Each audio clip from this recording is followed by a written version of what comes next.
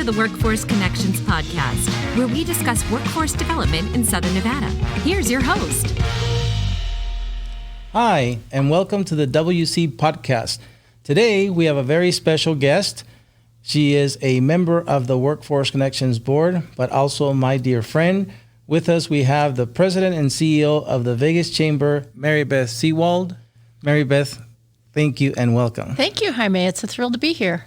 So we do a lot of good work together. I think part of it is because hashtag we like each other. We like each other, right? Yeah. And so I'm so glad that you're here. I want to start by asking you, what does it mean for you to represent the business community, your membership, and all other businesses as the voice of business on the local Workforce Development Board, Workforce Connections? Well, Jaime, it is my honor actually to have such an important role, and the voice of business needs to be heard. And the reason for that is because they have a lot of needs, and a lot of times, you know, in other communities or business communities, they'll go into a situation where they say, okay, we know what the business community needs, and then they'll put together this framework and structure of resources that may or may not be very relevant. So it's so important that individuals at, for example, Workforce Connections or other business entities are able to actually hear, you know, from the horse's mouth exactly what the business community needs. And we cover the entire state of Nevada, regardless of what chamber you're a member of. You don't have to be a member of the Vegas Chamber. We're here to help the entire state. I couldn't agree more, Mary Beth. And I think, as you said, businesses have talent needs. And, you know, the chamber is going to play a huge role, not just they're already playing a huge role, but moving forward as well. Those solutions that we tried to devise need to happen not just in the community college and the institutions of higher learning or the post-secondary training providers, but also in the K through 12 system. And so please share with us what the Vegas Chamber is doing to make sure that to convene the businesses and then communicate clearly the needs of those businesses to the public workforce development system. Well, Jaime, you used the perfect word. The Vegas Chamber has become the master conveners, actually, of a lot of organizations across the entire state because, as we said, it's so important that not only in order to identify the needs of businesses and the resources that they need and the upskilling and the reskilling that is necessary for some of our unemployed workers, it's just so important that we not only start at the college level, but K through 12 as well, and start to educate children, educate the educators on what's really needed in the workforce community across the state. Yeah, and we're fortunate because here on the Workforce Board, as you know, our other of our friends, Jesus Jara, Dr. Jara, the superintendent of the Clark County School District, Federico, President Zaragoza from College of Southern Nevada. We are fortunate because we have all come together at a time, and there is a will to do that work that there's never been before. And I'm so happy that business is leading the way.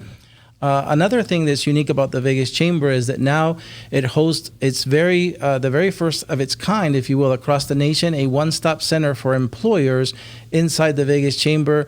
We call it the Employee NV Business Hub, where there's all kinds of resources for businesses. Tell me what that's meant for your members. And again, I'm grateful that you don't limit that access to just your members. So what does it mean for any business to have that built into the Vegas Chamber? Well, it's one of the most important resources that an employer could have.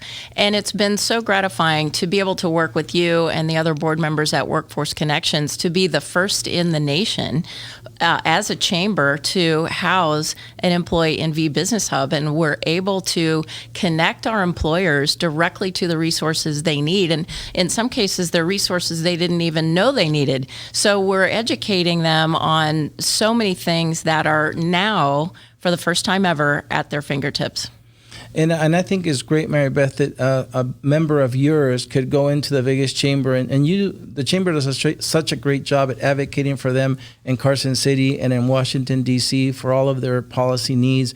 But now when they want to hire somebody, they can walk into the Employee NV Business Hub and have participants enrolled in programs that can cover up to 90% of their salary for the first few weeks. What a great help for a small business. That is an incredible benefit because, and again, a lot of employers don't realize that that resource is available to them. So imagine, Jaime, not only are you getting a work-ready individual, but you have assistance, financial assistance, actually paying for a portion of their salary. So it's an incredible, especially in today's day and age when employers have been hit so hard by the effects of this pandemic and the economy, as you know better than anybody, how incredibly difficult it's been for especially the smallest of our employers to pay that payroll. And so it's an incredible benefit, and our members have told us that resource alone has made the difference between their ability to survive or not. You know, in all these first of their kinds, and at the end of the day, is for helping businesses be more profitable, help them grow. It's brought us some recognition, right? It's time to brag a little bit because I know you don't like to brag, but last year in 2020, the National Association of Workforce Boards every year awards this award to the best local board and local chamber who are aligning workforce development to the economic development needs of their region. And so of the 550 local boards, it was us who received that award with you, the Lori Moran Partnership Award. And so tell us what that meant for the Vegas Chamber. Well, I mean, you're right. You know, we don't do this to get a pat on the back. We do this because we're servant leaders, and our passion is helping businesses grow and thrive in Nevada because they are the fabric of our community, right? And fabric of our economy. And so, but to get that recognition for the partnership and to realize that it's recognized and that it's not only recognized and appreciated by our members, but our peers and our colleagues throughout the entire country. So it says a lot, and it's a testament to you and your leadership at Workforce Connections that we've been able to pull this off.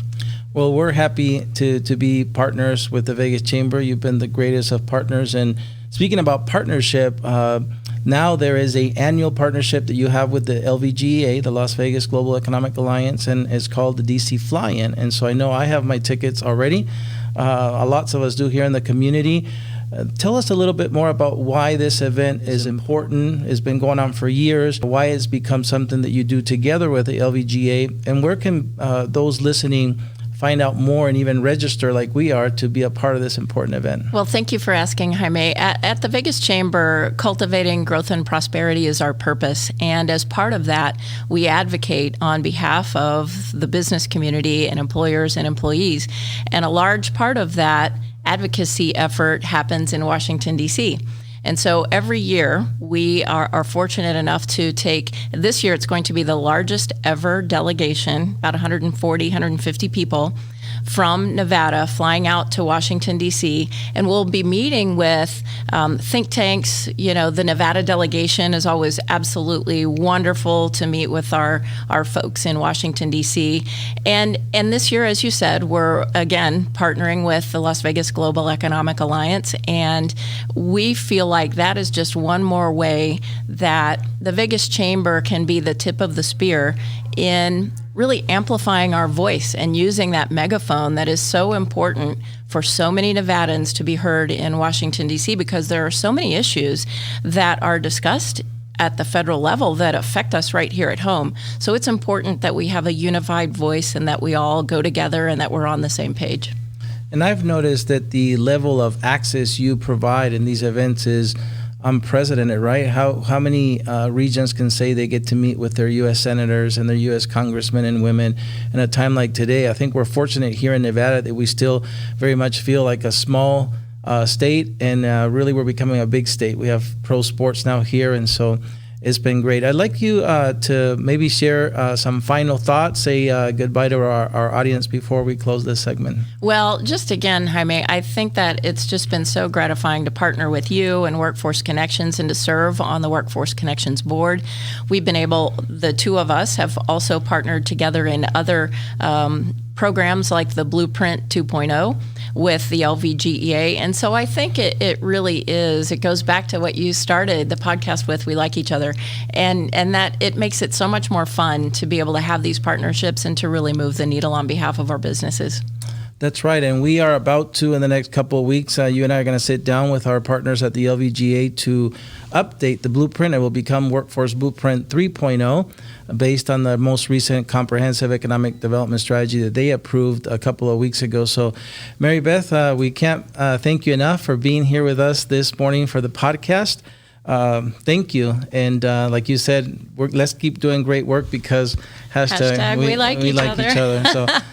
So that's it for today, this episode. Join us again in the next one. And until then, stay safe.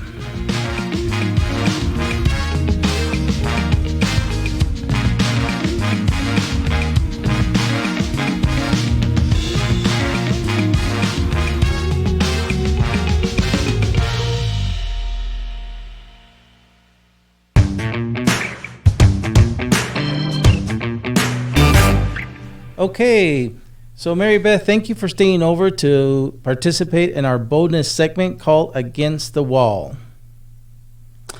The first segment is called Finish the Sentence. So I'm going to give you some sentences, Mary Beth, and you're going to finish them for me. Are you ready? I'm ready. Okay.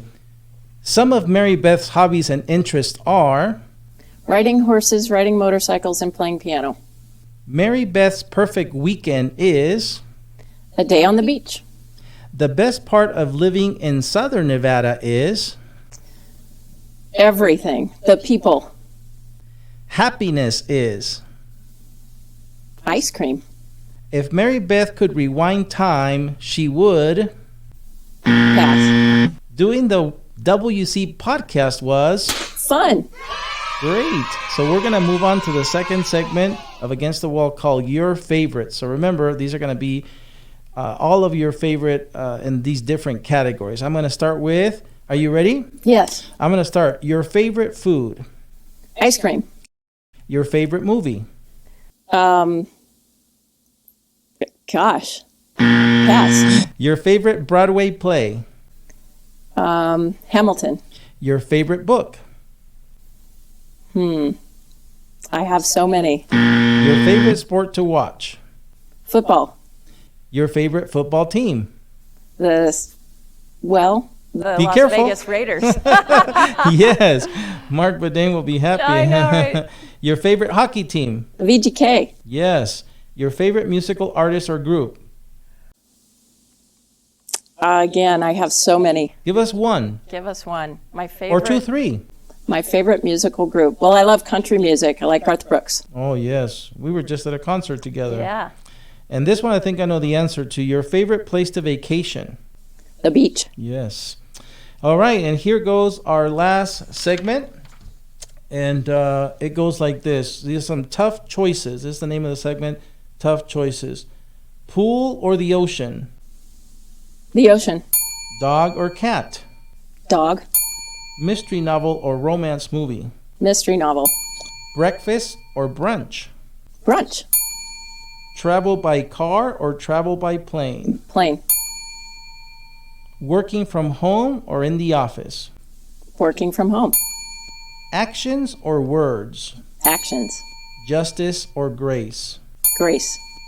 Awesome. Well, Mary Beth, congratulations. You just finished the rapid fire segment Against the Wall.